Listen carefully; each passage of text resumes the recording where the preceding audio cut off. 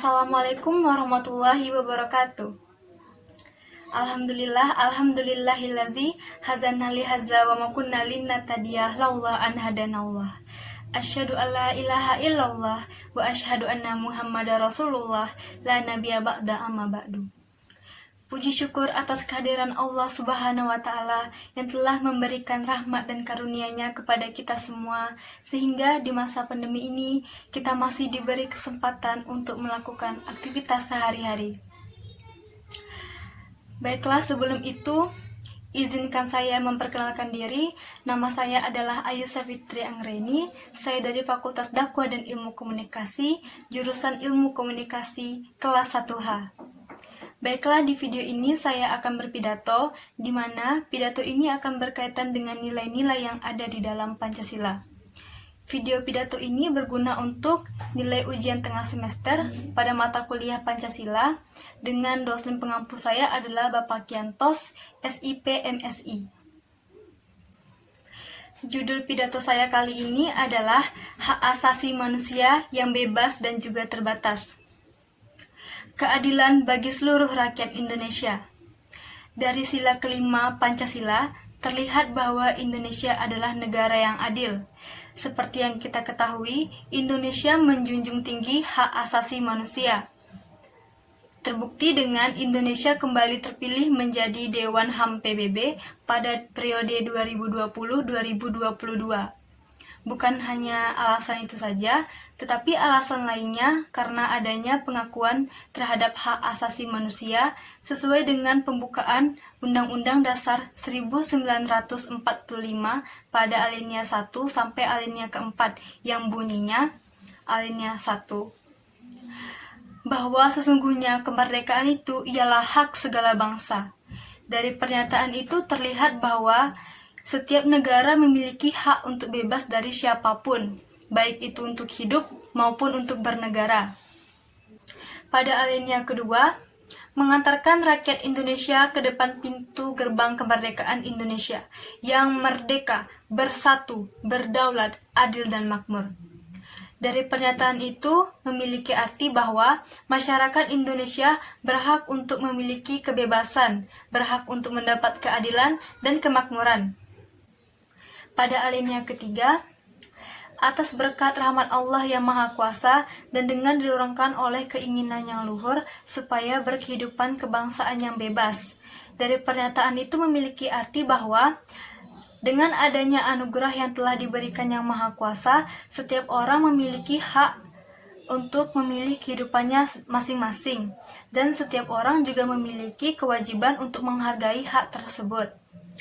Pada alinea keempat, melindungi segenap bangsa Indonesia dan seluruh tumpah darah Indonesia, dan untuk memajukan kesejahteraan umum, mencerdaskan kehidupan bangsa, dan ikut melaksanakan ketertiban dunia yang berdasarkan kemerdekaan, perdamaian abadi, dan keadilan sosial. Pernyataan itu memiliki arti bahwa di Indonesia setiap orang wajib dilindungi haknya oleh negara. Selain dengan perlindungan itu, warga negara Indonesia juga wajib memajukan kesejahteraan bangsa Indonesia dengan keintelektualan, kreativitas, dan bela negara. Dengan adanya Undang-Undang Nomor 26 Tahun 2000 tentang Pengadilan Hak Asasi Manusia, terlihat bahwa Indonesia sangat serius dalam menangani kasus pelanggaran HAM. Pengadilan ini tidak hanya berlaku secara nasional, tetapi juga secara internasional.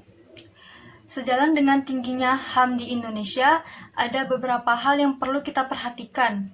Di Indonesia, hak asasi manusia juga dibatasi, sesuai dengan pembukaan Undang-Undang Dasar 1945 pada alinea keempat, memuat isi Pancasila sila kedua, yaitu kemanusiaan yang adil dan beradab.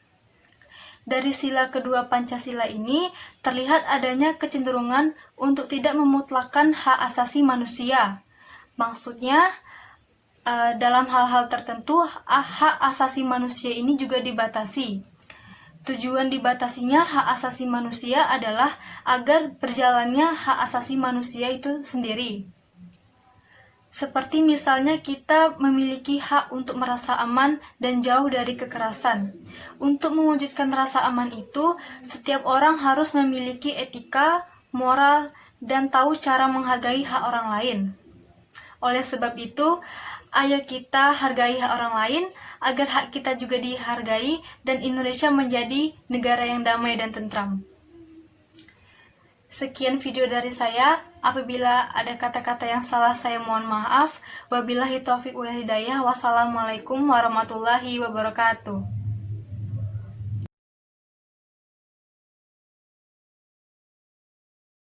Memiliki kebebasan, berhak untuk mendapat keadilan dan kemakmuran.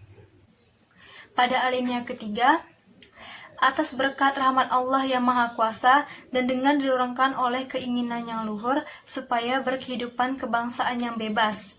Dari pernyataan itu memiliki arti bahwa dengan adanya anugerah yang telah diberikan yang Maha Kuasa, setiap orang memiliki hak untuk memilih kehidupannya masing-masing, dan setiap orang juga memiliki kewajiban untuk menghargai hak tersebut. Pada alinea keempat, melindungi segenap bangsa Indonesia dan seluruh tumpah darah Indonesia, dan untuk memajukan kesejahteraan umum, mencerdaskan kehidupan bangsa, dan ikut melaksanakan ketertiban dunia yang berdasarkan kemerdekaan, perdamaian abadi, dan keadilan sosial. Pernyataan itu memiliki arti bahwa di Indonesia setiap orang wajib dilindungi haknya oleh negara. Selain dengan perlindungan itu, warga negara Indonesia juga wajib memajukan kesejahteraan bangsa Indonesia dengan keintelektualan, kreativitas, dan bela negara.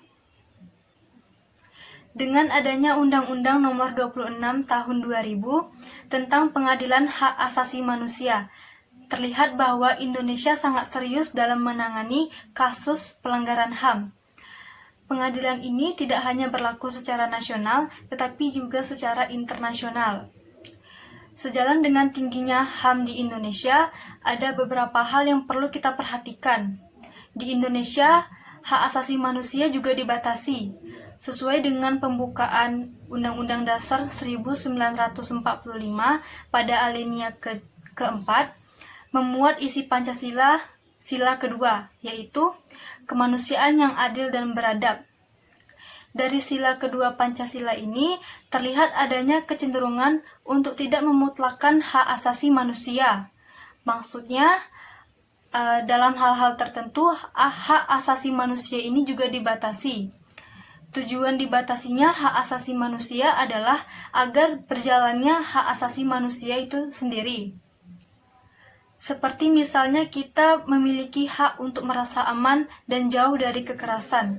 Untuk mewujudkan rasa aman itu, setiap orang harus memiliki etika, moral, dan tahu cara menghargai hak orang lain. Oleh sebab itu, ayo kita hargai hak orang lain agar hak kita juga dihargai dan Indonesia menjadi negara yang damai dan tentram. Sekian video dari saya. Ada kata-kata yang salah, saya mohon maaf. Wabillahi taufiq wal hidayah. Wassalamualaikum warahmatullahi wabarakatuh.